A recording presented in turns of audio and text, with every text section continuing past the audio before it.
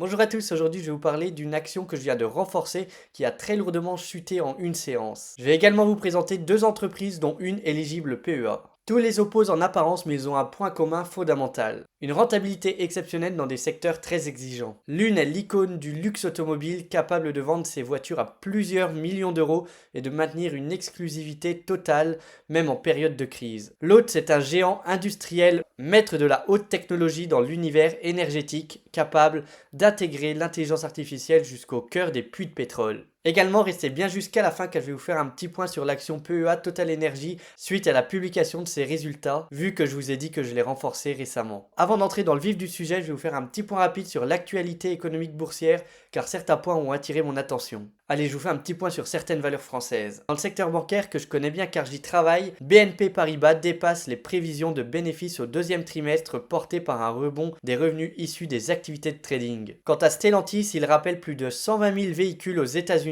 en raison d'un problème d'appui-tête. Ça sent pas bon pour Stellantis. Vous pouvez me dire en commentaire si vous en avez en portefeuille. Me concernant, j'avais ouvert une position avec un PRU à 15 euros. Pour rester dans le secteur de l'automobile, l'action que je viens de recharger, c'est Tesla qui a chuté de 8% en une séance, suite à la publication de résultats trimestriels décevants, et j'en ai donc profité pour recharger ma position. Actuellement, j'ai un PRU à 262 $, ce qui me fait quand même une plus-value latente de 15%. Vous pouvez me dire si vous en avez en portefeuille ou si vous avez l'intention d'ouvrir une première position sur cette valeur très volatile. On va voir ensemble pourquoi Tesla a chuté. Au deuxième trimestre, les ventes ont reculé, le chiffre d'affaires est en baisse de 12% et le bénéfice net chute de 16%. Forcément, ça secoue le marché, surtout dans un contexte de concurrence féroce et de buzz politique autour d'Elon Musk, ce qui ne rassure pas tout le monde. Mais ce genre de repli, pour moi, c'est une opportunité à saisir, parce que Tesla, ce n'est pas juste un constructeur automobile, c'est une boîte technologique positionnée à la croisée de l'intelligence artificielle, des batteries, des données, de la conduite autonome et de l'énergie. Et tout ça piloté avec une vision à long terme. Elon Musk l'a d'ailleurs rappelé, les trimestres à venir seront peut-être encore cahutés, mais le vrai pari, c'est l'autonomie totale prévue à grande échelle d'ici 2026. Et ça, si ça marche, ça change la donne complètement. Je vais vous faire un petit point comparatif avec BYD. Comme vous pouvez le constater sur ce graphique tiré d'Investing Visual, en avril, les ventes de BYD en Europe ont dépassé celles de Tesla pour la première fois de l'histoire selon Bloomberg. Un tournant symbolique dans la guerre des géants de l'électrique. Mais attention, il ne faut pas regarder que les volumes. Tesla garde une avance très claire sur plusieurs fronts stratégiques. Le free cash flow est supérieur, un retour sur capital nettement au-dessus et surtout une capacité à générer de la valeur sur le long terme grâce à la tech et à l'IA. BYD de son côté a une valorisation bien plus basse mais avec une croissance impressionnante de plus de 550% en 5 ans en bourse. Donc oui, BYD marque des points, mais Tesla n'a pas dit son dernier mot. Là, le marché réagit à court terme, mais moi je me positionne pour la suite. Maintenant, l'action que je surveille en vue de l'intégrer sur mon PEA, c'est Ferrari. Mais je tiens à dire qu'il faut être prudent avant d'intégrer Ferrari à son PEA, car les frais peuvent être beaucoup plus importants que sur un compte titre. Alors regardez bien selon votre courtier. Ferrari, c'est peut-être le symbole ultime du luxe. La marque ne vend pas seulement des voitures, elle vend un mythe, une émotion.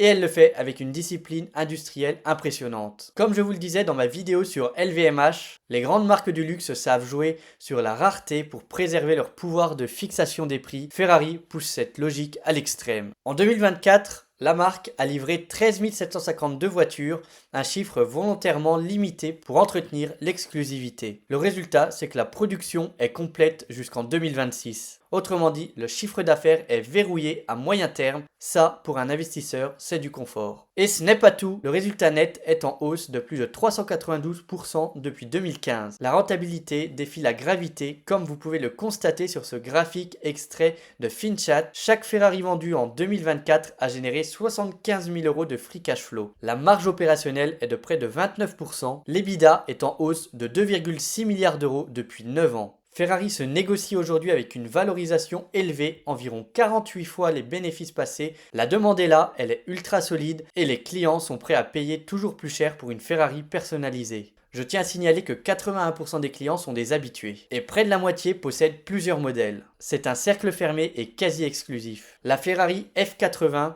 leur supercar de près de 4 millions de dollars, s'est écoulé en quelques jours, 799 exemplaires tous réservés. Et si vous pensez que c'est réservé à un public vieillissant, vous vous trompez, car 40% des clients chez Ferrari ont moins de 40 ans. En plus, Ferrari se diversifie avec un parc à thème à Abu Dhabi et en Espagne. Des activités e-sport, la restauration de luxe et le sponsoring en F1, sans oublier l'arrivée imminente de leur première voiture 100% électrique, la Ferrari Electrica, prévue dans 3 mois. En résumé, pourquoi Ferrari mérite d'être surveillé? Pour la visibilité des ventes jusqu'à 2026, la croissance constante et des marges très élevées, sa capacité à monétiser sa marque bien au-delà de l'automobile, mais je tiens également à vous signaler quelques risques. Sa valorisation est très forte, donc l'exigence de ses résultats est très élevée, mais le groupe s'est toujours négocié avec une forte valorisation. Les droits de douane en hausse pourraient également rogner les marges. Investir est à l'achat avec un objectif de cours à 560 €. Allez, on passe maintenant à une entreprise radicalement différente, mais tout aussi intéressante pour les investisseurs long terme, c'est SLB. Donc là, changement total d'ambiance, mais pas au niveau de la qualité. SLB, anciennement Schlumberger, c'est un mastodonte mondial des services pétroliers qui intègre aujourd'hui de plus en plus de technologies, de l'IA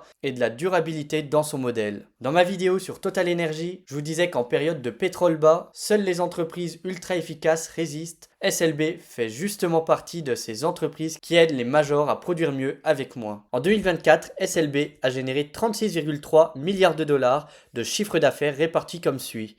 36% dans la construction de puits, plus de 32% dans les systèmes de production, 19,4% dans la performance des réservoirs et 11,5% dans le digital et les solutions d'intégration. Mais attention, le premier semestre 2025 a été compliqué avec une croissance décevante, la bourse l'a sévèrement sanctionné. Et pourtant les fondamentaux restent solides. Donc pourquoi s'y intéresser maintenant? L'intelligence artificielle devient centrale dans leur activité. Grâce à elle, SLB améliore la localisation des gisements, l'efficacité du forçage, l'efficacité du forage, la réduction des coûts pour ses clients et même la gestion énergétique des sites. Il se positionne également sur les nouvelles énergies, géométrie, hydrogène décarboné, photovoltaïque offshore et captation de CO2. Ce n'est pas qu'un acteur pétrolier, c'est un intégrateur technologique pour le secteur de l'énergie, y compris renouvelable. SLB investit massivement dans l'innovation et prévoit un retour aux actionnaires massifs. Objectif 2025, redistribuer 4 milliards de dollars en dividendes et rachats d'actions.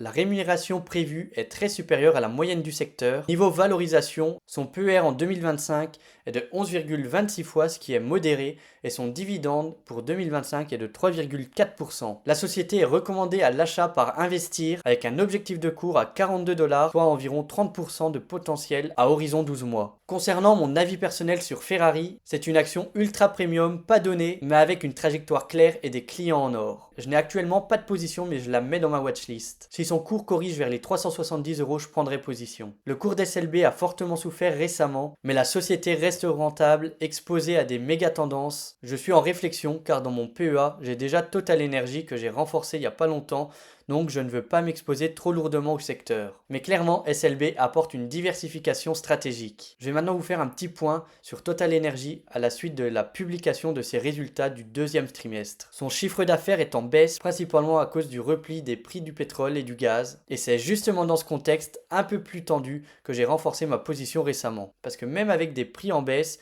Total reste très rentable, avec un rendement de 6% et un PER vers les 8 fois et une politique claire de redistribution aux actionnaires. Les marchés n'ont pas franchement applaudi la publication, mais moi je reste confiant dans la solidité du modèle, surtout pour un portefeuille long terme orienté rendement. Pour revenir à Ferrari et SLB, deux entreprises, deux modèles différents, deux philosophies différentes. Ferrari c'est l'exclusivité au service de la croissance, SLB c'est la technologie au service de l'énergie. À vous de voir ce qui correspond au mieux à votre stratégie. Le luxe, la croissance, le pricing power avec Ferrari et la technologie avec SLB. Et dites-moi en commentaire sur laquelle de ces actions seriez-vous prêt à investir. Pensez à liker la vidéo et vous abonner, ça m'aiderait énormément car je viens de créer ma chaîne. Merci à tous et bon investissement.